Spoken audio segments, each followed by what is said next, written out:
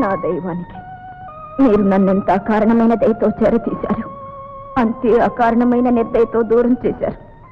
ఈ జన్మకు నేను చేసుకున్న పుణ్యం అంతే. ఇక నా బ్రతుక్కి అర్థం లేదు. మీరు కాదన్నా మీరు కట్టిన మాంగళ్యం ఇంకా నా మెడలోనే ఉంది. అది వచ్చే జన్మలోనైనా మనల్ని కలుపుతుందనే ఆశతో వెళ్ళిపోతున్నాను. అమ్మా నాన్న లేని మీ బాబు వాళ్ళ నాన్నమ్మ పక్కనే నిద్రపోతున్నాడు. మీ అమ్మను చూడడానికి ఎటు వస్తారుగా, అప్పుడు వాడిని చూడండి, వాడికింత మట్టి వేయండి. దాంతో మీ బాధ్యతే కాదు, బంధాలు తీరిపోతాయి. మన జ్ఞాపకాలు మీ మనసు నుంచి తుడిచివేయండి. అవి మీ ఆనందానికి అంతరాయం కాకూడదు. చంద్ర, ఎంత పని చేశావు చంద్ర.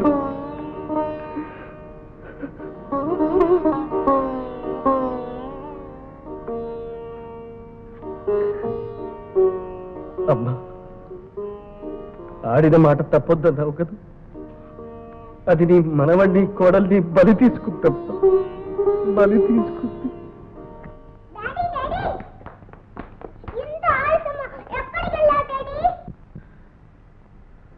నేనా అమ్మా? అవును డాడీ, నీకోసం కాచు కూర్చున్నాను. కేక్ కట్ చేయాలి, హ్యాపీ బర్త్డే చెప్పాలి, పాట పాడాలి.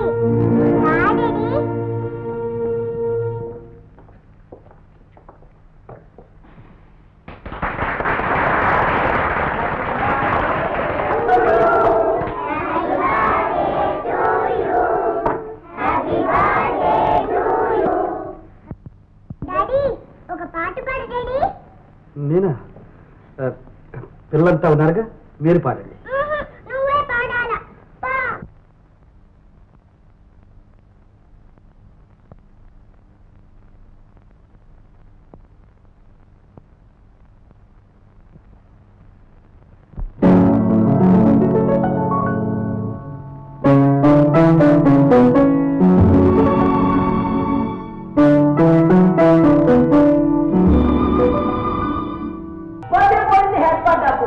ఇది దేవతలు అనుభవించవలసింది కానీ మనుషులు అనుభవించవలసింది కాదు.